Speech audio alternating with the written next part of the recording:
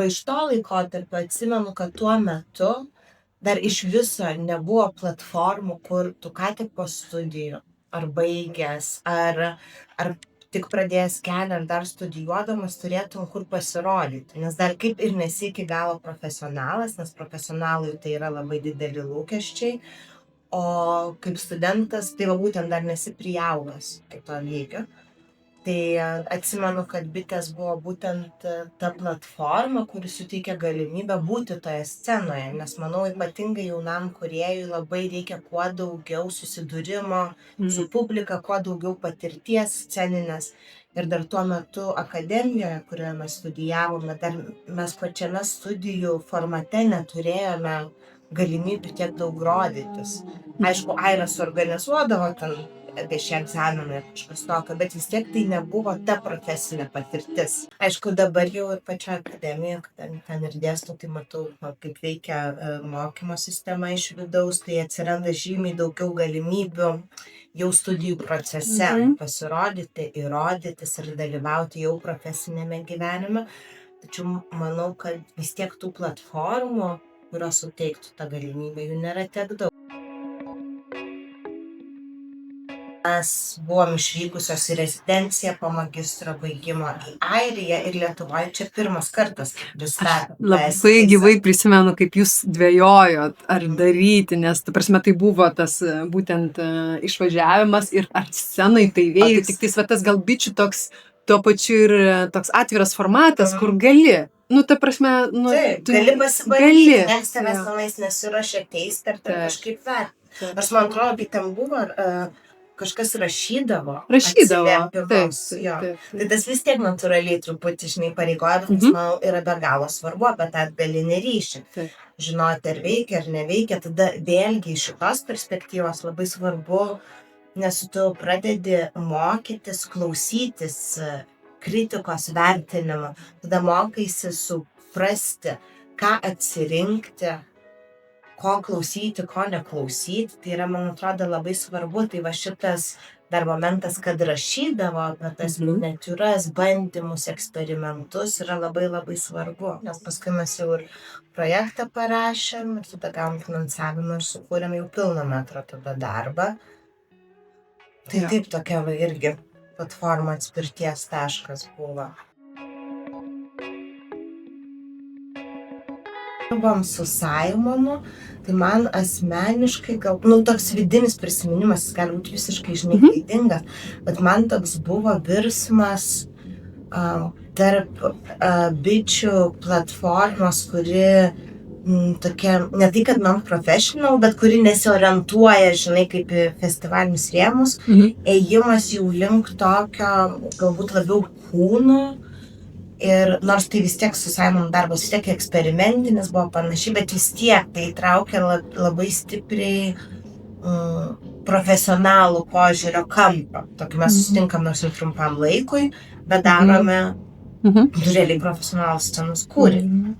Kas mane žavi dabar galvojant atgal, kad tai galiausiai tapo platforma pasirodyti ne tik pasibandyti kažką, bet ir profesionaliai su kažkuo paeksperimentuoti. Tai galbūt net galėtų būti toliau žiūrint į ateitį, nors gal aš taip šaknėju tarp temų, bet manau, kad bitės, jeigu vėl egzistuotų, tai manau galėtų būti platforma suteikti, pavyzdžiui, lietuvių choreografams išsibandyti idėjas, kurias nori, kažkokiam formate 15 minučių, dirbant, pavyzdžiui, su profesionalais, tokius kaip pabandymas sukurti kažkokių idėjų.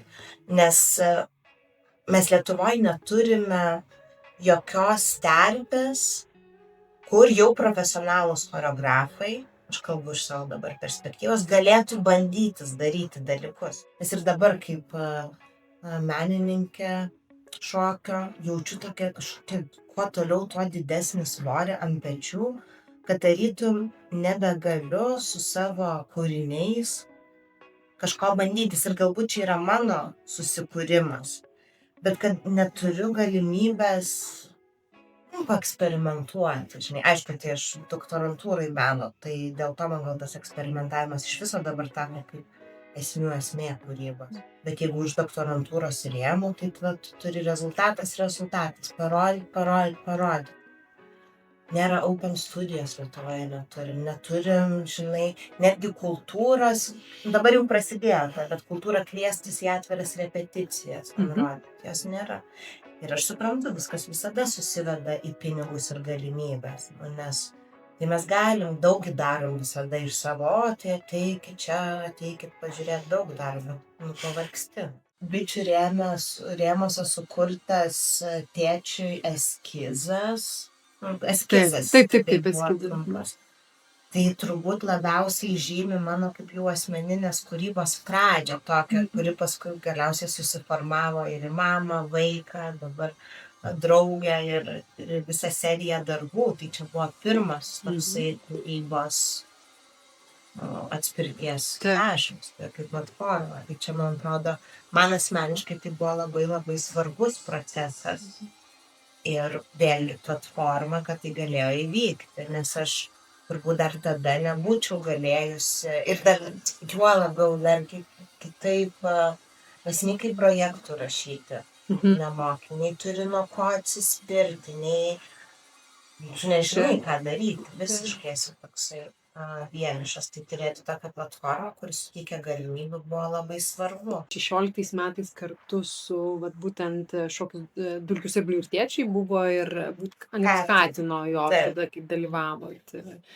Taip, aš tą procesą kažkaip ryškiai visai atsimenu, nes mes darom kažkokią kitoje erdvėje. Taip, galerijoje buvo. Galerijoje buvo šiaip daug profesionalų. Tai va čia buvo pirmas susidūrimas su choreografija, kaip galima per materiją choreografiją susitikti su ja. Tai aš tai labai atsimenu, kad man labai įdomu procesą ir vertinga.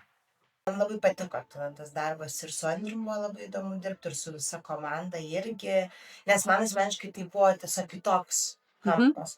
Ir vėlgi labai faina, kad suteikia galimybę būti visiškai jau tuo metu profesionalų grupėje ir išbandyti kažką savo nepažįstamą. But I'm creating strictly for human beings, and I'm not conceptual artist at all. I'm more like a feeling. I'm probably a really conservative one as well. I don't have a lot of knowledge. So for me, it was very nice idea just to join this group and to experiment. What if I perform for a washing machine exclusively? And I had a really hard time. My mind was blowing off, leaving my body, and I was really struggling. I didn't find any purpose in this. I didn't find any point. For me, it was very, very hard.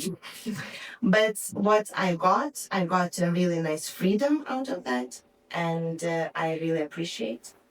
And I will perform for washing machines from time to time now.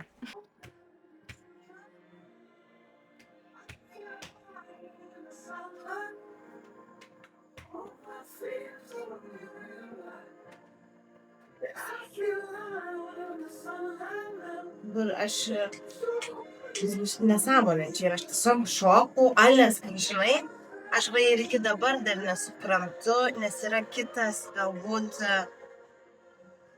nes aš nesuprantu, ką reiškia performinti daiktui, kuris yra negyvas.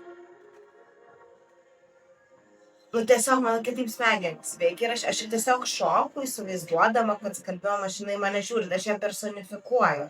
Bet iš tikrųjų, ką tai duoda, tai, žinai, man asmeniškai tai tik tai daug klausimų ir daug nesupratimo. Kodėl aš tai darau, žinai. Bet tai yra naudinga. Negalima čia tik skalbimo mašinom! Žmonėm čia negalima čia tik skalbimo mašinom! Tu skalbimo mašinom, tu kamera!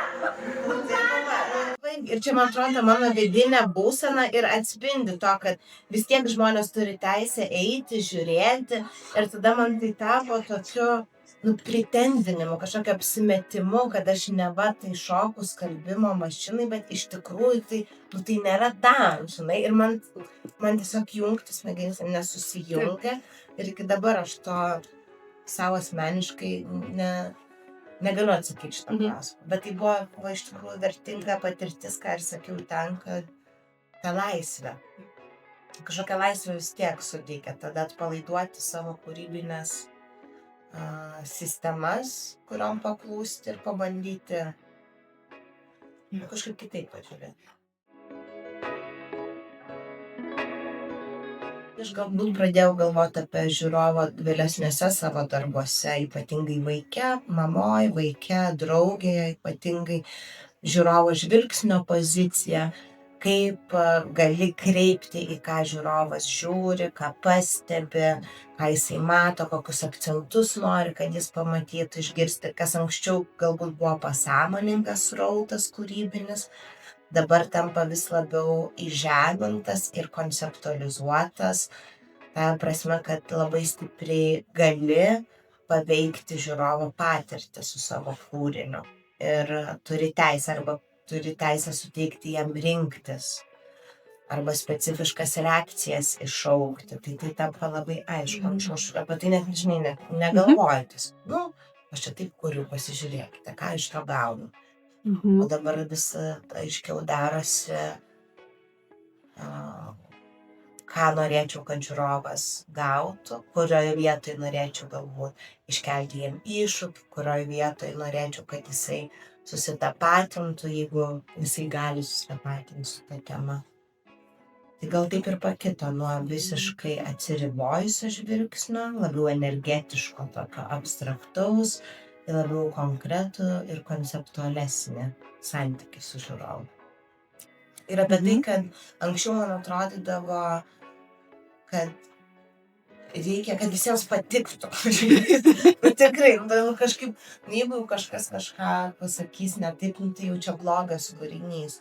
O dabar labai aišku, kad net nenori, kad visiems kūrinys patiktų, kad turi turėti savo specifinę auditoriją, kuri gali būti platesnė, siauresnė, bet jeigu kūrinys turi savo specifiškumą auditorijas, tai aš matau kaip stiprybė, ne kaip silpnybė, kad tik va čia tik tai grupiai žmonių.